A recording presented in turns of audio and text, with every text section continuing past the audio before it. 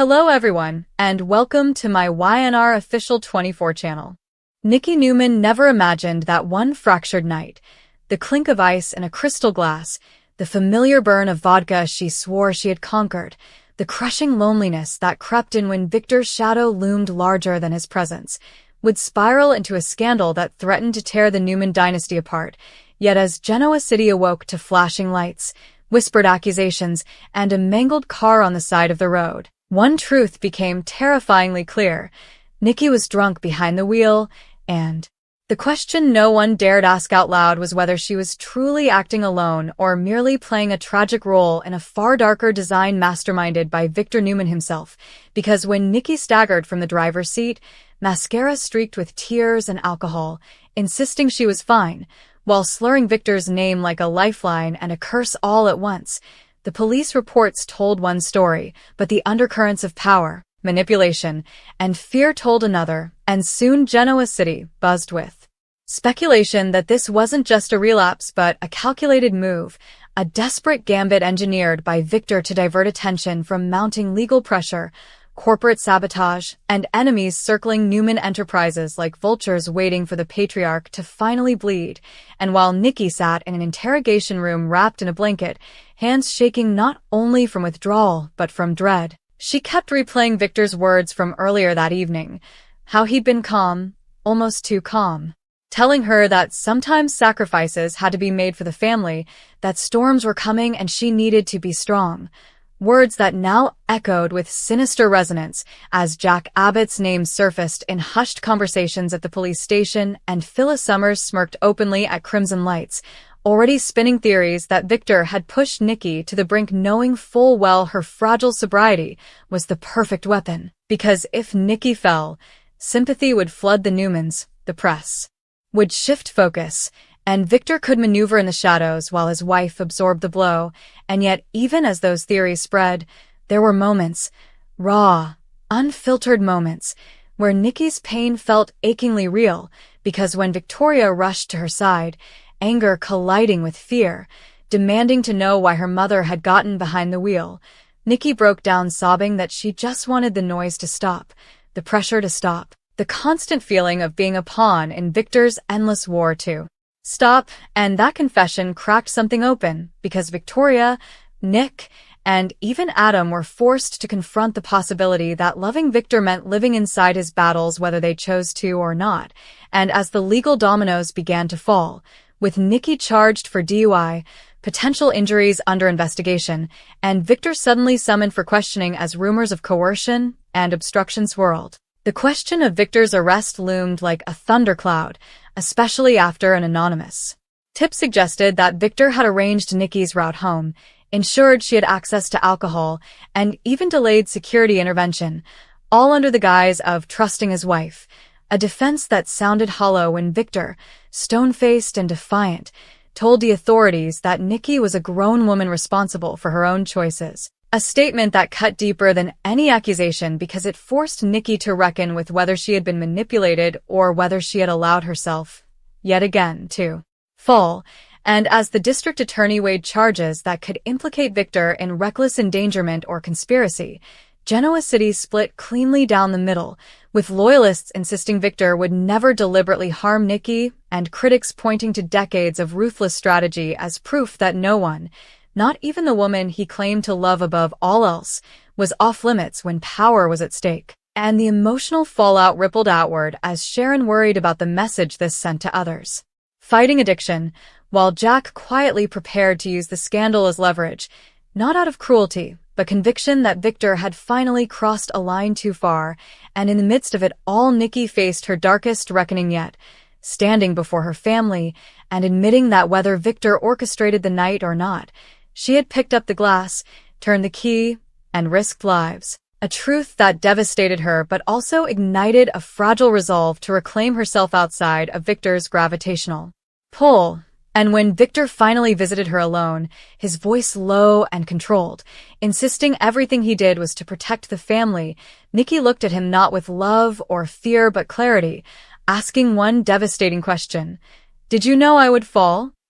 And in that silence, that hesitation, lay the answer Genoa City would debate for years. Because whether Victor was formally arrested or not, whether the courts could ever prove his hand in Nikki's descent, one thing was undeniable. The night Nikki drove drunk shattered the illusion that love and control could coexist unchallenged, exposing the brutal cost of loyalty in a world where power always comes first. And as sirens faded and headlines shifted, the true wreckage remained not on the road, but in the hearts of those who finally saw Victor Newman not just as a titan or a husband, but as a man whose need to win might have pushed the woman he loved straight into the darkness. And that revelation, more than any arrest, may prove to be his most damning legacy of all. And yet the nightmare did not end with the crash or the charges, or even with the suffocating silence that followed Nikki's question to Victor, because in Genoa City silence never lasts. It only incubates the next explosion, and as dawn crept over the Newman ranch, illuminating a household fractured by suspicion and grief, the reality of Nikki's actions began to metastasize into something far more dangerous than a DUI scandal, because the investigation widened, witnesses came forward, security footage surfaced, and suddenly the timeline of that night grew disturbingly precise, revealing gaps that only someone with immense power and resources could have engineered, including a mysteriously disabled driver assist alert on Nikki's car, a delayed emergency response, and a private security team that had inexplicably been redirected minutes before Nikki left the gala visibly unsteady. Facts that Nick unearthed with growing horror as he pushed past his loyalty to confront the possibility that his father had indeed known exactly what would happen and had chosen not to intervene, not because he wanted Nikki hurt but because he needed chaos to shift the chessboard. And as Nick confronted Victor in his office, voice shaking with fury, Victor's refusal to answer directly spoke louder than any confession, because Victor simply said that the world was closing in, enemies were making their moves, and sometimes survival required sacrifices no one would ever understand, words that chilled Nick to the bone as he realized his father still viewed the situation not through the lens of Nikki's pain but through strategy, optics, and leverage. While across town Nikki faced her own reckoning in a court-mandated treatment facility where mirrors were merciless and sobriety stripped away excuses, forcing her to confront the painful truth that even if Victor had nudged her toward the edge, she had stepped off it herself. And that acknowledgement became both her burden and her strength, because as she began to speak openly with her counselor about years of emotional dependency, manipulation disguised as protection, and a marriage that oscillated between passion and possession, Nikki slowly reclaimed a voice that had been buried under Victor's dominance for decades, and that terrified Victor more than any arrest ever could. Because when Nikki stopped defending him publicly and refused to issue a statement absolving him of influence, prosecutors took notice. Jack Abbott took advantage, and the narrative shifted from tragic relapse to pattern of coercive control, a phrase that echoed ominously through legal briefings and media coverage, igniting debate across Genoa City as survivors of addiction and emotional abuse saw themselves in Nikki, while Victor's defenders insisted this was nothing more than a witch hunt fueled by long-standing rivalries. Yet even within the Newman family, cracks deepened as Victoria, once Victor's fiercest ally, found herself torn between her instinct to protect the empire and her horror at the possibility that her mother had been used as a shield, because Victoria had built her life believing that strength meant endurance, that loyalty meant silence, and Nikki's unraveling forced her to question whether those lessons were poison. And as Adam watched from the margins, his usual cynicism gave way to a grim clarity, recognizing in Victor's tactics the same emotional manipulation that had shaped his own childhood, prompting him to quietly begin cooperating with investigators not out of revenge, but out of a twisted sense of mercy, believing that stopping Victor now might be the only way to prevent further collateral damage. And when news broke that Victor could face charges not for the crash itself, but for obstruction of justice, witness tampering, and reckless endangerment, Genoa City froze. Because the idea of Victor Newman in handcuffs was unthinkable, and yet the evidence mounted as a former Newman security officer stepped forward, claiming he had received explicit instructions to stand down that night unless Victor personally authorized intervention, testimony that shattered Victor's carefully constructed denials and sent shockwaves through the courtroom when it was revealed during a preliminary hearing, a moment Nikki watched from a side room, tears streaming not from vindication but devastation. Because even then she did not want Victor destroyed, she only wanted the truth acknowledged, and that distinction mattered. Because when Victor finally realized Nikki was no longer willing to play the role of silent partner or public shield, his anger flared not as rage but panic, because the woman he had always relied on to absorb the consequences of his decisions was stepping out of his control, and that loss destabilized him more than Jack's schemes ever had, leading Victor to make increasingly reckless moves, including attempting to pressure the district attorney through back channels, a miscalculation that backfired spectacularly when those attempts were documented and leaked, turning public opinion sharply against him and forcing even longtime allies to distance themselves, while Nikki, emboldened by the support of her children and the clarity of sobriety, made the excruciating decision to testify not against Victor as a villain but against the system of control that had enabled him, a testimony that was devastating in its quiet honesty as she described how love had slowly become obligation, how fear of Victor's disappointment had shaped her choices, and how the night of the crash she had felt both invisible and indispensable, believing that if she fell, Victor would rise, a realization that stunned the courtroom into silence and reframed the entire scandal from tabloid fodder into a tragic examination of power, marriage, and moral compromise. And as the judge ordered Victor to surrender his passport pending further proceedings, the sight of the once untouchable titan standing constrained by the law sent a ripple of disbelief through Genoa City. Yet even then the question remained unresolved, because Victor Newman is nothing if not resilient, and as he sat alone later that night, stripped of control but not conviction, he did not see himself as a monster or a mastermind but as a man who had done what he believed necessary. A belief that made him both dangerous and tragic, while Nikki, for the first time in years, slept. Without wondering what Victor needed from her, knowing that whatever the courts decided, whatever sentences were handed down or avoided, the true turning point had already occurred, because Nikki Newman had reclaimed her agency, the Newman children had begun dismantling the mythology of their father, and Genoa City had been forced to confront an uncomfortable truth it had long ignored. That the greatest damage is not always done with intent, but with power exercised without accountability, and whether Victor ultimately walked free or faced prison walls, the legacy of that night, the shattered glass, the twisted metal, the broken trust, would haunt the Newmans forever, not as a scandal to be buried, but as a reckoning that finally exposed the cost of loving a man who always needed to win. Still, even as the legal machinery ground forward and Victor's name dominated headlines once reserved for corporate triumphs, the most devastating consequences unfolded far from courtrooms and cameras, in the quiet spaces where loyalty had once lived unquestioned, because Nikki's decision to step out from under Victor's protection or domination, depending on who you asked, triggered a slow-motion collapse of the Newman family's emotional infrastructure, beginning with the ranch itself, which suddenly felt less like a fortress and more like a mausoleum of old victories, where every portrait and polished surface whispered of control masquerading as devotion. And as Nikki returned briefly to gather personal belongings, she paused in the living room where she had defended Victor 1,000 times, realizing with a clarity that hurt more than anger that she had spent years confusing endurance with love. A revelation that echoed painfully when Victor entered the room and attempted, one last time,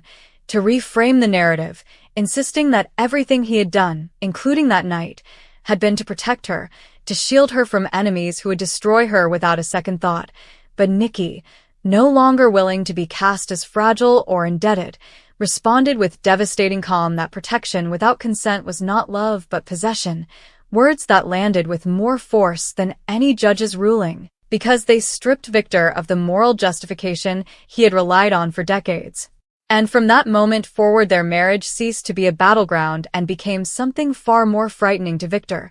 a mirror, while elsewhere Nick grappled with guilt that gnawed at him relentlessly, replaying every moment he had chosen silence over confrontation, realizing that his father's power had thrived not only because of fear but because of complicity, a realization that drove him to make a risky public statement acknowledging the family's failures, a move that fractured Newman. Enterprise's board and sent stock prices wobbling but earned him an unexpected wave of public respect, while Victoria, watching her brother step into moral leadership she had once believed belonged to her, found herself unraveling under the weight of inherited ambition, finally admitting in a raw confession to Sharon that she had modeled her entire identity on Victor's approval and now had no idea who she was without it. And that vulnerability, so uncharacteristic and unguarded, marked the beginning of a quiet rebellion within her, one that would soon have corporate consequences, because when Victoria later refused to authorize a covert settlement designed to silence Nikki's testimony, Victor understood with chilling certainty that his influence over his daughter was slipping, a loss that rattled him more deeply than the threat of incarceration, while Adam, ever the outsider, observed the family's implosion with a mixture of bitterness and vindication, yet even he was changed by Nikki's courage, recognizing in her journey a reflection of his own struggle to define himself beyond Victor's shadow, prompting him to offer Nikki a fragile alliance not built on strategy but survival, an offer she accepted cautiously, knowing that healing did not mean isolation but choosing her allies with intention. And as the trial date loomed closer, Genoa City's appetite for spectacle intensified. Yet Nikki refused to engage in public theatrics, instead channeling her energy into advocacy for addiction recovery and emotional autonomy, a pivot that shocked those who had dismissed her as merely Victor's elegant appendage, because for the first time Nikki Newman was shaping a narrative not reactive to Victor's wars but proactive in purpose, and that terrified Victor precisely because it was something he could not control, manipulate, or undo, leading him to spiral inward as former allies withdrew. Sensing that aligning with Victor now carried reputational risk they could no longer afford, and in that isolation Victor was forced to confront a truth he had long avoided, that power without loyalty was hollow, and loyalty sustained by fear was temporary, realizations that surfaced late one night when he listened to an old voicemail from Nikki, her voice warm and forgiving, and understood with brutal clarity that the love he had always counted on as immutable had eroded not in a single night, but through 1,000 calculated choices. And when the judge finally ruled on preliminary motions, allowing Nikki's testimony in full and denying Victor's request for dismissal, the courtroom did not erupt but fell silent, a silence heavy with inevitability, because everyone present understood that regardless of the final verdict, Victor Newman had already lost something he could never reclaim, and as Nikki walked past him without stopping, without accusation or plea, Victor felt the true consequence of his actions settle in his chest, realizing that the most dangerous thing Nikki had done was not drive drunk or speak out but choose herself, a choice that reverberated through Genoa City, inspiring whispered courage in boardrooms, living rooms, and recovery meetings alike. And as the episode closed on Nikki standing alone at the edge of the lake, breathing in the cold air with steady resolve, the reflection staring back at her was no longer a woman defined by guilt or obligation, but by hard-won clarity, while Victor, watching from a distance, finally understood that empires could be rebuilt, reputations could be repaired, even prison could be survived, but the trust of the woman he loved, and the illusion that his will was absolute, were gone forever, marking not just the end of a scandal but the beginning of a reckoning that would redefine the Newmans for generations to come. And even after the cameras faded and the courthouse steps emptied, the reverberations of that night continued to pulse through Genoa City like an aftershock no one could quite outrun, because scandals may end on paper but reckoning lives in memory, and for Nikki the days that followed were marked not by fear, but by an unfamiliar quiet, a stillness in which she began to understand how much emotional noise Victor's presence had generated in her life, how every decision had once been filtered through anticipation of his reaction, and how liberating it felt to wake up without bracing herself for conflict disguised as concern, while Victor, left to navigate a world no longer bending automatically to his will, found himself haunted by moments he could not rewrite, realizing too late that control had cost him connection. And as Genoa City adjusted to this altered balance of power,